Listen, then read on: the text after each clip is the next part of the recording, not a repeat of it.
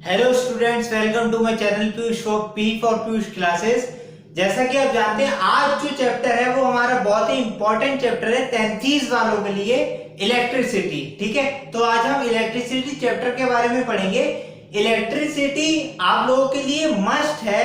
हो सकता है ये, मुझे पता नहीं है कि ये 30% सिलेबस में कटा है या नहीं कटा है, लेकिन चैप्टर बहुत इंपॉर्टेंट है ये। ठीक है, इस वीडियो को आप एंड तक देखिएगा, क्योंकि मैं इसमें जो भी एग्जांपल्स बताऊंगा और जैसे जैसे समझाऊंगा, बहुत ही बेस्ट एग्जांपल तरीके से समझाऊंगा और आपको बहुत ही इजीएस्ट वे में समझ में आ जाएगा कि इलेक्ट्रिसिटी का वर्क जो होता है वो किस टाइप से होता है, इसमें क्या क्या चीजें हैं, सारी चीजें मैं आपको इसमें कवर करूंगा। तो आज का जो टॉपिक है हमारा वो है इलेक्ट्रिसिटी।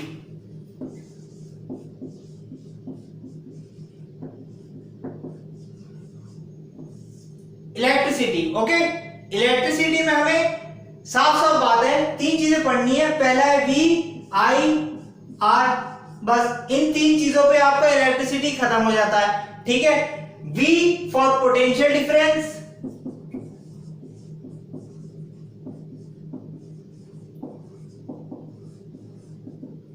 ठीक है। I होता है आपका करंट और R होता है आपका रेजिस्टेंस। ठीक है, ये तीन टॉपिक है, पोटेंशियल डिफरेंस, करंट और रेजिस्टेंस। एक बार मैं जरा चेक कर ले रहा हूं कि वीडियो ठीक बन रही है कि नहीं बन रही है। हाँ, वीडियो आपकी ठीक बन रही है, सही है, क्लियर है। अगर क्लियर नहीं हो तो कमेंट बॉक्स में बता दीजिएगा। ठीक है, पोटेंशियल डिफरेंस, करंट, रेजिस्टेंस, इन तीन चीजों पे आपका इलेक्ट्रिसिटी चैप्टर खत्म हो जाता है। इसी पे आपका आगे जाके इलेबोरेट करके हम 11 में पढ़ेंगे, 12 में पढ़ेंगे, सॉरी। और अभी हम लोग क्या कर रहे हैं, पोटेंशियल डिफरेंस, करंट और रेजिस्टेंस, इसके बारे में पढ़ते हैं। पोटेंशियल डिफरेंस, वोल्टेज जो आपके घर में आती है स्टेबलाइजर में, ठीक है, स्टेबलाइजर में वो वोल्टेज। ठीक, अब वोल्टेज का काम क्या होता है, मेन जो वोल्टेज होती है वो होती है 220 वोल्ट। ठीक है, 220 वोल्ट आपके घर में आना चाहिए। ठीक है, अगर आपके घर में 220 वोल्ट से कम होता है तो भी ज्यादा से ज्यादा 210 आना चाहिए, 200 तक होना चाहिए, तब तक ठीक है। अगर 200 पे पहुंच गया तो यानी आपकी वोल्टेज कम आ रही है। हायर पे चले जाए तो 240 या 250 तक चले जाए तो वो हाईएस्ट हो जाता है। ठीक है, तो आपकी चीजें क्या होंगी, खराब होना शुरू हो जाएंगी। ठीक है, फ्रिज वगैरह, टीवी, ये सब चीजें वगैरह खराब होना शुरू हो जाएंगी। ये पोटेंशियल डिफरेंस का काम होता है कि करंट को सही तरीके से पहुंचाना अप्लायंसेस में आपके, ये काम होता है वोल्टेज का, पोटेंशियल डिफरेंस का। यूनिट्स भी इसके साथ लिख दे रहा हूं। वोल्टेज की यूनिट होती है वोल्ट, करंट की यूनिट होती है एम्पियर और इसकी होती है ओम। ठीक है, इसे V लिखते हैं, इसे A ही लिखते हैं, इसका साइन ऐसे करके ऐसे बनता है। ठीक है, A बनाना है आपको, बस बीच में डैश नहीं लगाना है। ठीक है, सिंपल सी बात है, ओम। ठीक है, करंट आपको पता ही है। ठीक है, करंट जो हमारा फ्लो हो रहा है। रेजिस्टेंस का काम क्या होता है कि करंट को अपोज करता है। जैसे मान लीजिए बाई चांस एक कमरा है, ठीक है, एक कमरा है, उसमें आपको एक डोर है, डोर से बाहर जाना है आपको। ठीक, अब अगर मैं उस डोर पे 10-15 लोग खड़े कर दूं, ठीक है, तो आपका जाना एक तरीके से खत्म की कगार पे हो जाएगा। 10-15 हट्टे-कट्टे लोग खड़े कर दूं और मैं सूखा साखा, तो कैसे जा पाऊंगा। तो मैं क्या करूंगा, उन्हें अपोज करूंगा, कैसे भी करें। जैसे जनरल डिब्बे में होता है, ट्रेन में क्या करते हैं, हटाओ बचाओ करते हैं, कैसे ना कैसे उसमें घुस ही जाते हैं। ठीक है, तो रेजिस्टेंस का काम क्या होता है कि करंट को अपोज करने का काम करता है। ठीक है, रेजिस्टेंस जो है करंट को अपोज करने का काम करता है। इसीलिए आपने कभी कभी देखा होगा कि जो वायर्स होते हैं वो गर्म पड़ने लगते हैं। गर्म क्यों पड़ने लगते हैं, क्योंकि रेजिस्टेंस, जैसे कि ये है, मान लो आपको वायर, यहाँ आपका करंट जाना है। ठीक है, ये आपका करंट जाना है, अब यहाँ पे रेजिस्टेंस ने इसे अपोज करा तो इतना पोर्शन जो होगा वो गर्म पड़ने लगेगा। इसीलिए आपने देखा होगा जितना हैवी अप्लायंस होता है उतना ही मोटा उसका तार आपको दिया जाता है। ठीक है, ज्यादा पतला तार, फॉर एग्जांपल अगर ये वाला तार है, ठीक है, ये सिंपल सा नॉर्मल सा तार है आपका, अगर ये आप टीवी में जोड़ दोगे तो क्या होगा, टीवी खराब हो जाएगा। क्यों? क्योंकि ये करंट को नहीं झेल पाएगा, ठीक है, रेजिस्टेंस ज्यादा हो जाएगा इस वजह से, ठीक है। तो रेजिस्टेंस का काम ये होता है, ओके। अब हम जो मेन अब इस टॉपिक पे आते हैं जो हमारे चैप्टर्स में है, ठीक है। चैप्टर्स में टॉपिक्स क्या क्या हैं, तो सबसे पहला टॉपिक जो है मोस्ट इंपॉर्टेंट चीजें बता दे रहा हूं। बाकी तो देखिए एस चांद आप खरीद लीजिए, उसमें एक एक लाइन के लिखे हुए हैं कि करंट क्या होता है, वोल्टेज क्या होता है, रेजिस्टेंस क्या होता है। वीडियो लंबी हो जाएगी इसलिए मैं आपको वो लिखवा नहीं रहा हूं, ठीक है। अब क्या करना है हमें कि जो मेन टॉपिक है वो आपको समझा दे रहा हूं। सबसे पहला जो आपका मेन इंपॉर्टेंट टॉपिक आता है वो आता है आपका इलेक्ट्रिक पोटेंशियल, ठीक है, electric potential, electric potential. Electric potential का मतलब क्या होता है, इलेक्ट्रिक पोटेंशियल की जो डेफिनेशन दे रखी है वो दे रखी है, it is defined as work done in moving a charge from infinity to dead point. मतलब कि ये कैसे समझिए आप, सिंपल सा एग्जांपल कि आपको यहां से कहा जाए, मान लीजिए 1 किलोमीटर दूरी पे यहाँ पे बोरा रखा हुआ है 50 किलो का, ठीक है, और यहां से आपको कहा जाए कि वहां पे 1 किलोमीटर दूर कोई जगह है, वहां पे जाकर उसे आपको रख के आना है बेटा। तो आपने लादा कैसे भी करके, वर्क डन तो करना पड़ेगा ना, चलना तो पड़ेगा आपको, थक जाओगे वो बात अलग है, थक गए इसका मतलब आपने वर्क डन तो कुछ करा है, ठीक है। तो किसी पॉइंट से चार्ज आइदर वो पॉजिटिव या नेगेटिव, ठीक है, इस चार्ज को किसी भी पॉइंट पे लेके आना, ठीक है, उसमें जो वर्क डन लगा आपका, it is defined as the work done in moving a charge from infinity to dead point, ठीक है। इसको आपको कहते हैं इलेक्ट्रिक पोटेंशियल, ये होती है इलेक्ट्रिक पोटेंशियल की डेफिनेशन। अब डेफिनेशन आपको एज इट इज याद करनी है, ठीक है, क्योंकि और तो इसके अलावा और कोई लैंग्वेज में इसकी लैंग्वेज में डेफिनेशन बन नहीं सकती, तो यही डेफिनेशन आप याद कर लीजिए, it is defined as work done in moving a charge from infinity to dead point, ठीक है। ये आप समझ लीजिए इलेक्ट्रिक पोटेंशियल की डेफिनेशन होती है और इलेक्ट्रिक पोटेंशियल यही होता है, ठीक, बेस्ट, ठीक, समझ में आ गया आपको। वर्क डन ड्रॉप कर दूं, ठीक है, वीडियो पॉज करके देख लीजिएगा, डायग्राम बना के आ जाइएगा एग्जाम में, पूरे मार्क्स मिल जाएंगे आपको। नेक्स्ट हम चलते हैं मोस्ट इंपॉर्टेंट चीज पे, Ohm's law, the very most important chapter, the very most important topic of this chapter is Ohm's law. Ohm's law आपके क्वेश्चन पेपर में आता ही आता है, अगर नहीं आएगा तो न्यूमेरिकल जो होते हैं Ohm's law पे वो आ जाते हैं। तो अब हम Ohm's law पढ़ते हैं।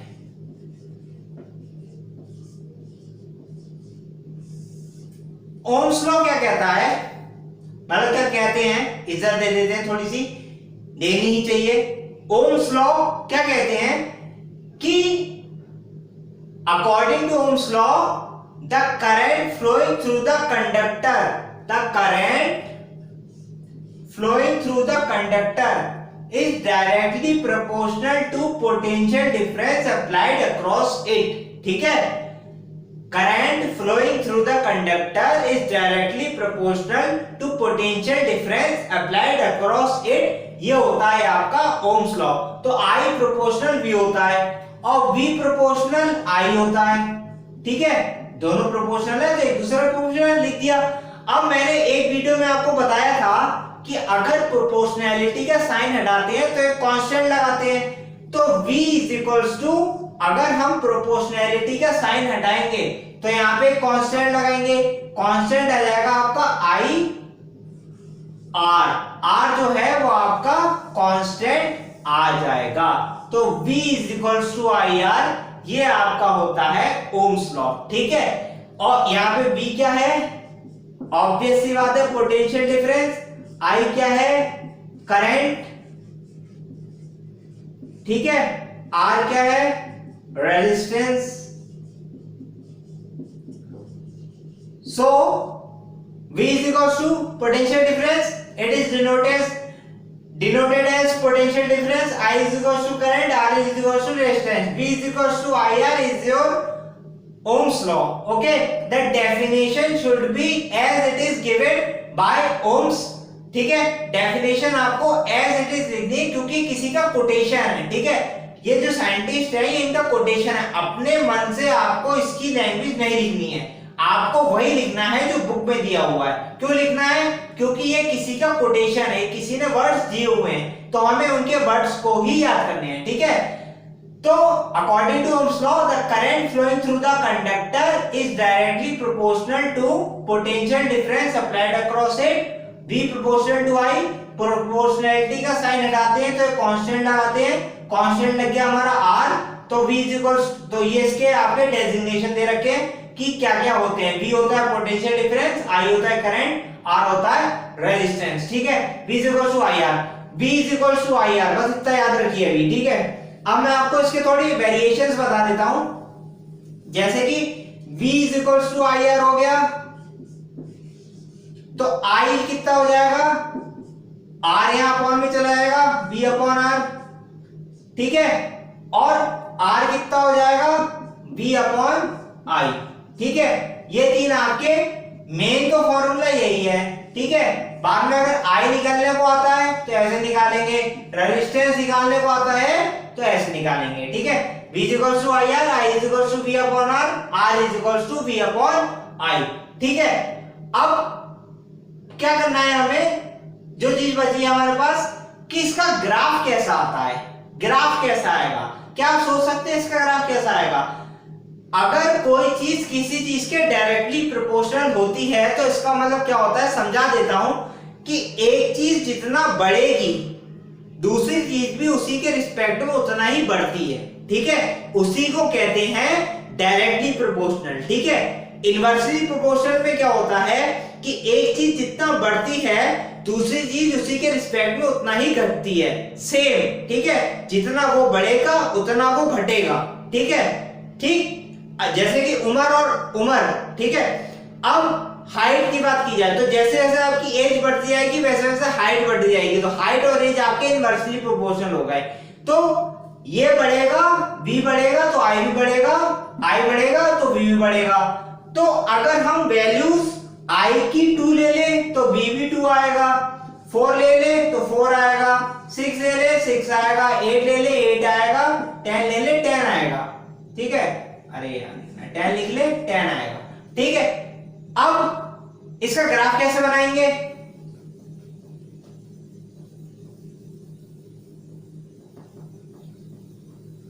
तो ओम्स लॉ का ग्राफ अगर कोई पूछे कि कैसा आता है तो ओम्स लॉ का ग्राफ अगर हम यहाँ पे V लेते हैं और यहाँ पे अगर हम I लेते हैं तो ओम्स लॉ का ग्राफ हमेशा स्ट्रेट लाइन आता है. ठीक है, हमेशा स्ट्रेट लाइन आएगा. ठीक, इसके अलावा और कोई नहीं आ सकता, कर्व बिल्कुल भी नहीं आ सकता इसमें. एक सेकंड और देख ले रहा हूँ वीडियो सही बन रही है कि नहीं बन रही है. ठीक है, हाँ वीडियो तो ठीक बन रही है, सब क्लियर है. ठीक, तो V is equals to IR. अब क्या करना है हमें, इसमें कुछ नहीं करना है. ओम्स लॉ आपका पूरा कंप्लीट हो गया. फिर से रिवीजन एक बार करा देता हूं. अब V is equals to IR आपका ओम्स लॉ होता है. I is equals to V upon R भी लिख सकते हैं और R is equals to V upon I भी लिख सकते हैं. ग्राफ इसका आता है स्ट्रेट लाइन. ठीक है, और at constant temperature the current flowing through the conductor is directly proportional to the potential difference applied across it. ये आपका होता है Ohm's law. as it is ditto आप बिल्कुल ऐसे ही लिख के आ जाएंगे तो 5 आउट ऑफ 5 मार्क्स आपको ऑटोमेटिकली मिल जाएंगे. टीचर ग्राफ देखेंगे, ठीक है, और V इक्वल्स टू IR देखेंगे, बस इतना देख लिया हमने, समझ में आ जाएगा कि स्टूडेंट को आता है तो आपको पास नंबर दे देंगे.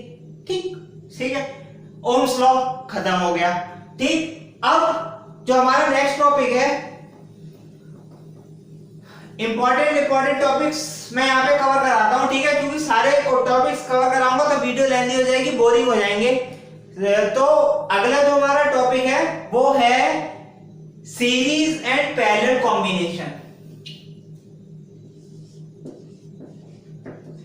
Series and parallel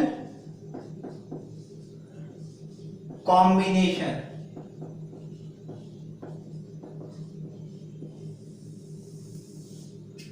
series and parallel combination, series and parallel combination किसका? रेजिस्टेंस का।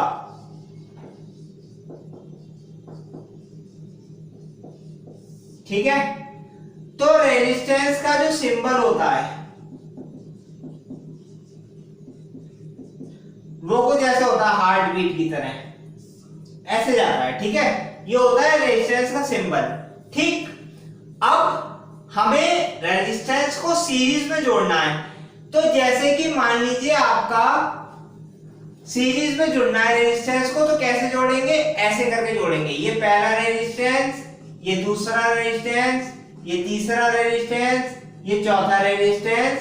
ठीक है, ऐसे करते करते नेमिंग कर लीजिए R1, R2, R3, R4।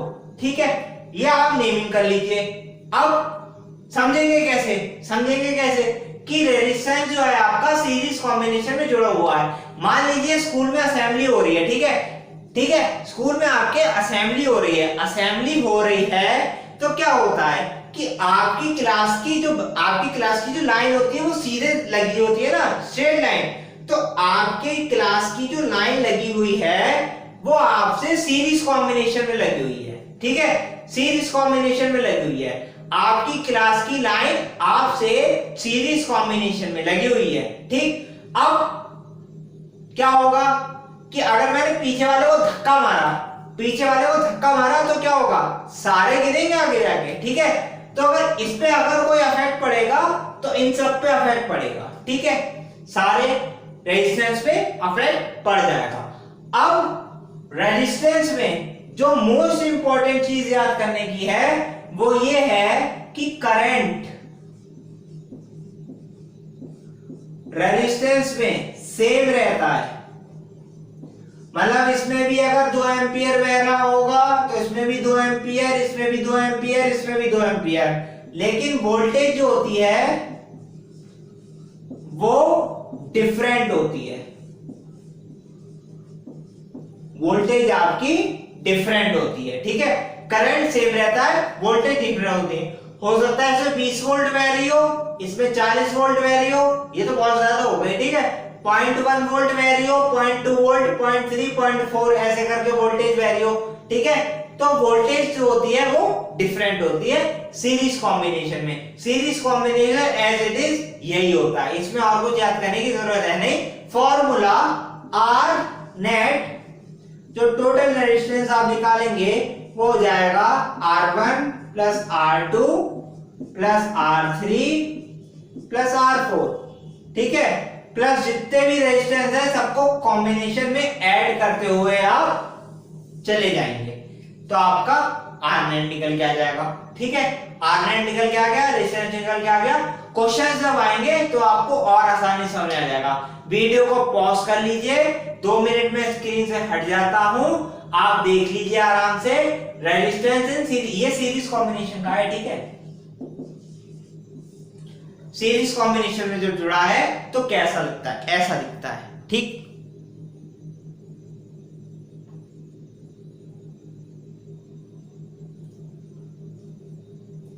तो सीरीज कॉम्बिनेशन हो गया। ठीक, लाइन भी समझ आ गई, स्कूल की लाइन, स्कूल के दिन भी याद आ गए। अब पैरेलल कॉम्बिनेशन पे चलते हैं।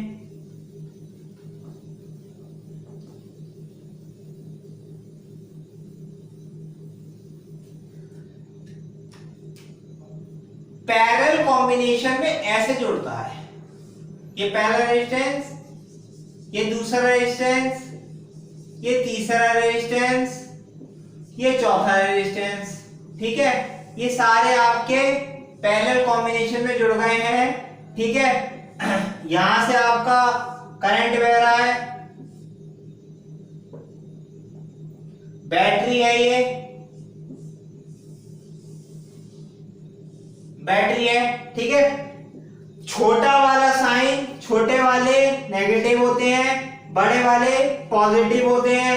करंट हमेशा पॉजिटिव से निकलता है, ठीक है, और नेगेटिव की तरफ जाता है। इस बात का भी आपको विशेष तौर से ध्यान रखना है, ठीक है, कि करंट हमेशा पॉजिटिव टर्मिनल से निकल के नेगेटिव टर्मिनल की तरफ जाता है। अब आप ये सोचेंगे कि सर ये पता कैसे चलेगा कि ये पैरेलल कॉम्बिनेशन है कि सीरीज कॉम्बिनेशन है? हमें तो ये सीरीज लग रहा है और आप कह रहे हो पैरेलल कॉम्बिनेशन है, तो कैसे पता करेंगे कि ये पैरेलल कॉम्बिनेशन है?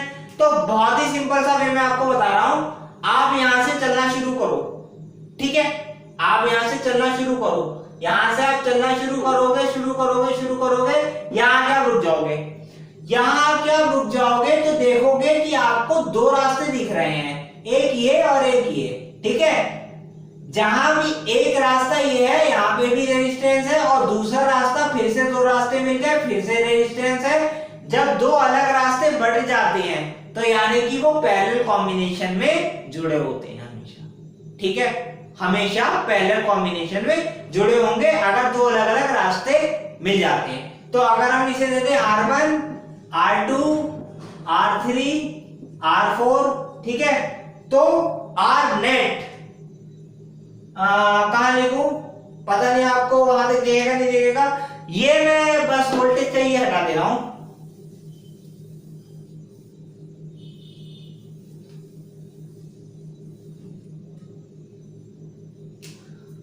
One upon R net is equal to 1 upon R1 plus 1 upon R2 plus 1 upon R3 plus 1 upon R4। ये होता है आपका फॉर्मूला, प्लस जितने भी होते जाते हैं, ठीक है। आंसर आपका जो आएगा, जो भी आंसर आएगा, बहुत ही ध्यान से सुनिएगा इस बात को, और चाहे तो आप इसे दो बार सुनिए, पॉज कर करके सुनिए, बैक कर करके सुनिए, फॉरवर्ड कर करके सुनिए, चाहे कैसे भी सुनिए, MP3 में कंप्रेस करके सुनिए, कुछ भी करके सुनिए। आंसर जो आएगा वो अपॉन में आएगा। जैसे मान लीजिए फॉर एग्जांपल आंसर आया 1/10 is equal to 1 upon R net, ठीक है, तो ये आपका आंसर नहीं हुआ, आपका आंसर क्या हुआ, ये दोनों रेसिप्रोकेट हो जाएंगे, ठीक है। तो R नेट आपका जो निकल के आ जाएगा वो आ जाएगा 10 ओम का। ये चीज मैं आपको समझाना चाह रहा था कि इसमें आपको पैरेलल कॉम्बिनेशन में जो आंसर आएगा उसको आपको रेसिप्रोकेट करना होगा, तब जाके आपका फाइनल आंसर निकल के आएगा। इसमें क्या होता है, करंट डिफरेंट होता है और वोल्टेज सेम वैरी होती है, ठीक है। करंट जो होता है वो डिफरेंट होता है, मतलब इसमें 1 एम्पियर बह रहा है, इसमें 2 एम्पियर बह रहा है, इसमें 3 एम्पियर बह रहा है, इसमें 4 एम्पियर बह रहा है, कोई बात नहीं, ठीक है। वोल्टेज सेम रहती है, अगर यहाँ पे 10 वोल्ट बह रही है तो यहाँ पे 10 वोल्ट, यहाँ भी 10 वोल्ट, यहाँ भी 10 वोल्ट, ठीक है, वोल्टेज आपकी सेम रहेगी। तो ये तो हो गया सीरीज और पैरेलल कॉम्बिनेशन। अब मेन बात जो आती है, मेन बात समझिए, advantage of series and parallel combination, मतलब कि आपके घर में अप्लायंसेस लगे हुए हैं, अप्लायंसेस एक लगे हुए हैं सीरीज कॉम्बिनेशन में और एक जगह आपके अप्लायंसेस लगे हुए हैं पैरेलल कॉम्बिनेशन में। तो सीरीज कॉम्बिनेशन और पैरेलल कॉम्बिनेशन में डिफरेंस क्या होता है, क्यों अब सारे जो अप्लायंसेस हैं वो पैरेलल कॉम्बिनेशन में लगाए जाते हैं। पैरेलल कॉम्बिनेशन में क्यों लगाए जाते हैं, आपने देखा होगा स्विचेस जो हैं, ठीक है, सबके सारे अप्लायंसेस के अलग अलग स्विच हैं, सारे अप्लायंसेस के अलग अलग स्विच हैं, दैट मींस वो सारे अप्लायंसेस पैरेलल कॉम्बिनेशन में जुड़े हुए हैं। क्यों, ऐसा क्यों? तो फिर से आ जाइए उसी एग्जांपल पे कि लाइन है, ठीक है, आपकी क्लास की कॉलेज की लाइन लगी हुई है, क्लास की आपके साथ के बच्चे खड़े हुए हैं, ठीक है, पड़ोस में मान लीजिए आप 10th के तो 11th के बच्चे की लाइन लगी हुई है। अब मैंने आपको धक्का दिया तो आपकी लाइन ही तो गिरेगी, ठीक है, पड़ोस वाले पे तो कोई फर्क पड़ेगा नहीं, उसे तो धक्का मिला नहीं है, ना कुछ मिलेगा, जब तक आप उसे पकड़ नहीं लेते तो वो नहीं गिरेगा। तो मेन बात ये है कि अगर आप उसे धक्का देंगे, ठीक है, तो आपकी केवल लाइन जो है वो गिरेगी और पड़ोस वाली लाइन बच जाएगी, ठीक है। तो सीरीज कॉम्बिनेशन में अगर एक अप्लायंस खराब होता है, सीरीज कॉम्बिनेशन में अगर एक अप्लायंस खराब होता है तो सारे अप्लायंसेस झटके से सारे अप्लायंसेस खराब हो जाते हैं। इसीलिए जब मैं छोटा था तो पहले देखते थे कि मोटर फूकती थी तो पता चला फ्रिज भी फूक गया और टीवी भी फूक गई, ये सारी चीजें फूक गई। क्यों? तब सीरीज कॉम्बिनेशन वगैरह आते थे। अब क्या हुआ, अब पैरेलल में लगाने लगे तो क्या होता है कि मान लीजिए, महादेव ना करे ऐसा हो कि जैसे मान लीजिए कुछ फूक गया, ठीक है, तो बाकी के जितने भी अप्लायंसेस हैं वो बचे रहेंगे। क्यों? क्योंकि जो पड़ोस में लाइन वाला लगा हुआ था आपके, ठीक है, लाइन में असेंबली में, उसे कोई फर्क नहीं पड़ा, ठीक है, उसे कोई फर्क नहीं पड़ा, इसीलिए उसका अप्लायंस जो है वो बच गया। तो ये एडवांटेज और डिसएडवांटेज जो सीरीज और पैरेलल कॉम्बिनेशन के हैं वो मैं आपको बता दिए हैं, ठीक है। ये तो इसका सारा थ्योरेटिकल पोर्शन रह गया और थ्योरेटिकल पोर्शन हो गया। थ्योरेटिकल पोर्शन में और ज्यादा से ज्यादा क्या पूछ लेंगे, define 1 volt, define 1 resistance, 1 ohm, that means है डिफाइन 1 एंपियर, ऐसे करके पूछ लेंगे। तो उसकी एक एक लाइन की डेफिनेशन लिखी हुई है, ठीक है, वो आप पढ़ लीजिएगा। वो उसमें कोई इतना ज्यादा खासा समझाने की वो बात नहीं है, ठीक। तो अगर आप नेक्स्ट टॉपिक पे चलें तो बस एक चीज बचती है, रेजिस्टिविटी।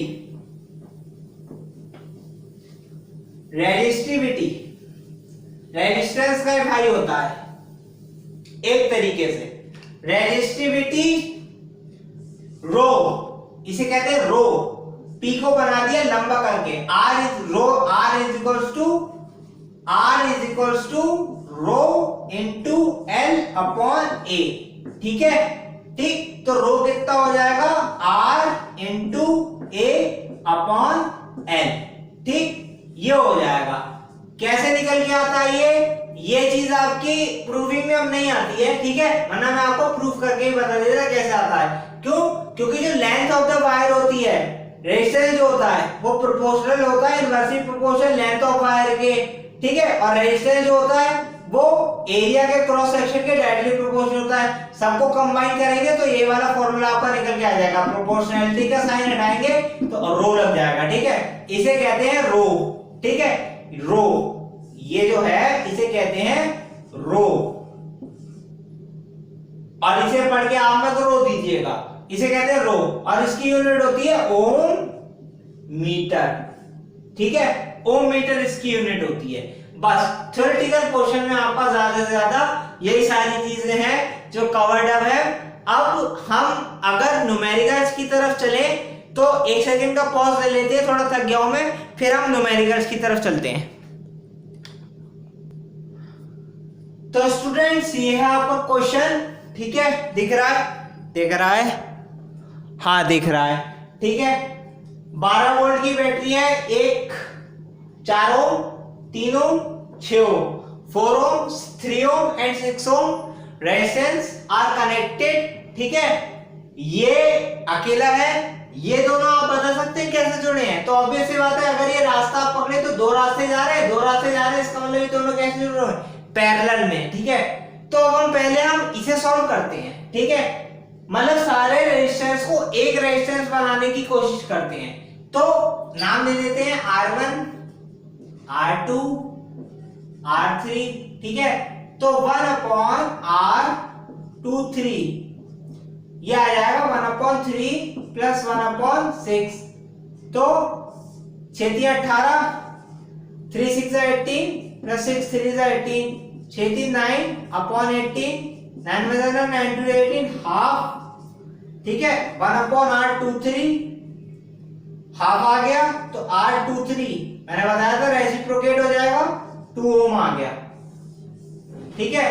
इसे सॉल्व करके हमने 2 ओम लिया है, ठीक है। अब आपको क्या करना है, एग्जाम में फिर से डायग्राम रीड्रॉ करना है, ठीक है।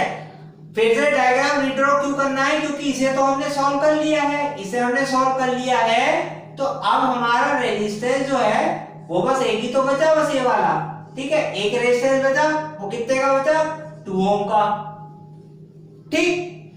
अब ये R1 और ये R23 सॉल्व करके लाए थे हम लोग, ठीक है। अब इन दोनों को सॉल्व करेंगे तो 1 अपॉन सीरीज कॉम्बिनेशन है ना, सीरीज कॉम्बिनेशन रह गया, तो R1 2 3 तीनों को सॉल्व करेंगे तो 4 प्लस 2 दैट मींस 6 ओम, तो टोटल रेजिस्टेंस जो इस पूरे सर्किट का है वो बह रहा है 6 ओम का। ठीक, अब क्वेश्चन में क्या कह रहे हैं, क्वेश्चन में कह रहे हैं कि 5 ओम का जो रेजिस्टेंस था उसमें 1 एम्पियर करंट बह रहा था, find the current flowing through the other two resistance. ठीक है, अब V आपको दे रखा है 12 वोल्ट। ठीक है, V आपको दे रखा है 12 वोल्ट, R आपको पता चल गया कितना 6 ओम का, करंट पता लगाना है। अब सीरीज कॉम्बिनेशन है तो करंट तो सेम रहेगा। ठीक है, सीरीज कॉम्बिनेशन है तो करंट तो सेम ही रहेगा, करंट सेम रहेगा तो V इक्वल्स टू IR होता है अकॉर्डिंग टू ओम्स लॉ, यानी I equals to V upon R होता है। तो V कितना है हमारे पास 12 और R कितना है 6, 6 टू 12, I हमारे पास आ गया 2 एम्पियर, यानी कि 2 एम्पियर का करंट जो है वो इस पूरे सर्किट में बह रहा है। ठीक, सिंपल सा क्वेश्चन है। ठीक, बात समझ में आ गई आप लोगों को। अब नेक्स्ट क्वेश्चन की तरफ चलते हैं। तो स्टूडेंट्स ये हमारा नेक्स्ट क्वेश्चन, ये आपका सर्किट डायग्राम बना हुआ है। ठीक है, इसमें सबसे पहले पूछ रहे हैं टोटल रेजिस्टेंस। टोटल रेजिस्टेंस आपका कैसे निकलेगा, ये देखिए, ये दोनों पैरेलल हैं और ये तीनों पैरेलल हैं। पहले इन दोनों पैरेलल को सॉल्व करके एक सीरीज में लेके आते हैं। ठीक है, नाम दे देते हैं R1, R2, R3, R4, R5। ठीक है, तो 1 upon R1 plus 1 upon R2 is equals to 1 upon R1 plus 1 upon R2 is equals to 1 upon 10 plus 1 upon 40। ठीक है, 40 10 का 400। ठीक है, 10 40 का 400 प्लस 40 10 का 400, तो ये आ गया 40 प्लस 50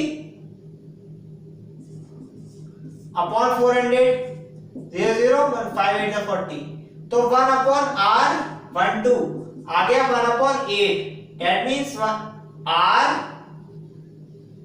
12 ये आ गया आपका 8 ओम। ठीक है, इसको सॉल्व कर लिया हम लोगों ने, इसको सॉल्व कर लिया। अब इसको सॉल्व करते हैं, तो 1 upon R 1 upon 30 plus 1 upon 20 plus 1 upon 60। ठीक है, ले लेते हैं एलसीएम 30 20 60, वैसे 60 आएगा एलसीएम यहां तक है, तो 20 30 ऐसे ही 20 में तो 20 20 3 है 60 3 10 1 और 10। ठीक है, तो 10 20 23 का 60 60 10 का 600 600, ये मेरे ऐसे मेरे का स्टाइल है 600। 30 की मल्टीप्लाई हो गई। ठीक है, तो बचा कितना 20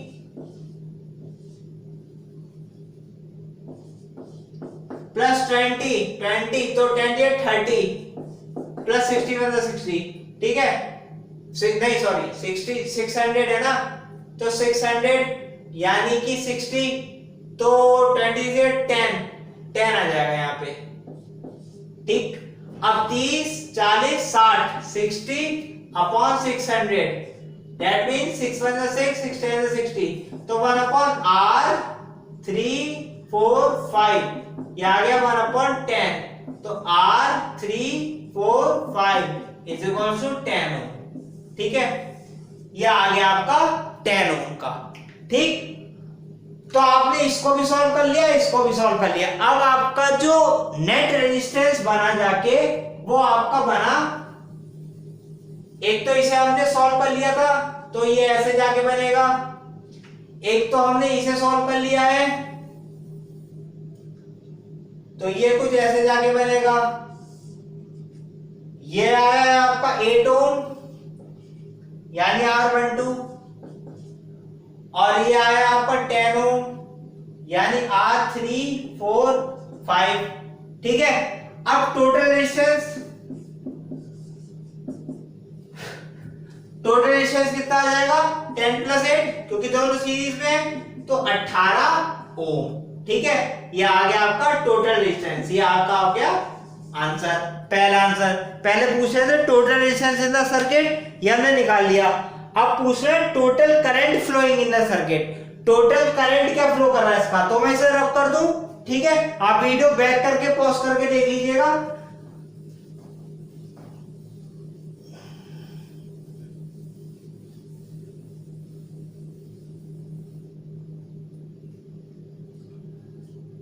तो हमसे पूछ रहे हैं टोटल करंट, टोटल करंट हमसे पूछ रहे हैं। V हमारे पास था कितने वोल्ट का वोल्टेज थी इसकी, 12 वोल्ट, और R हमारे पास अभी सॉल्व करके आया 18। तो I is equals to V upon R होता है according to ohm law, according to Ohm's law. तो V है 12, R है 18, 2 6 12, 2 3 6, ठीक है, 2 6 12, 2 9 18, 3 2 6, 3 3 9। सॉल्व करेंगे इसे, पॉइंट लगाएंगे, ठीक है, 0 3 3 6 18, फिर 26। तो I आपको जो आएगा, ठीक है, जो I आपका सॉल्व होके आएगा वो आएगा 0.66 एम्पियर। ये आपका जो होगा फाइनल आंसर आ जाएगा, ठीक है, 0.66 एम्पियर। ये आपका फाइनल आंसर, ठीक। ये आपका नेक्स्ट क्वेश्चन। तो सारे क्वेश्चन जो हैं वो कुछ इसी प्रकार से है, बस आपको ये पता करना है कि कौन सा सीरीज कॉम्बिनेशन में है, कौन सा पैरेलल कॉम्बिनेशन में है, ठीक।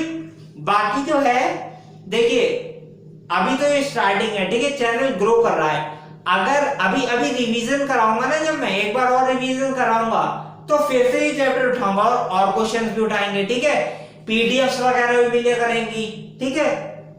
और आपका टेलीग्राम पे चैनल बनाएंगे, टेलीग्राम पे ग्रुप बनाएंगे, उसमें ऐड करेंगे, उसमें आपको पीडीएफ मिला करेगी, क्वेश्चन सॉल्व करने को दिया जाएगा, लाइव क्लासेस वगैरह भी हुआ करेंगी, लेकिन उसमें थोड़ा टाइम लगेगा, ठीक है।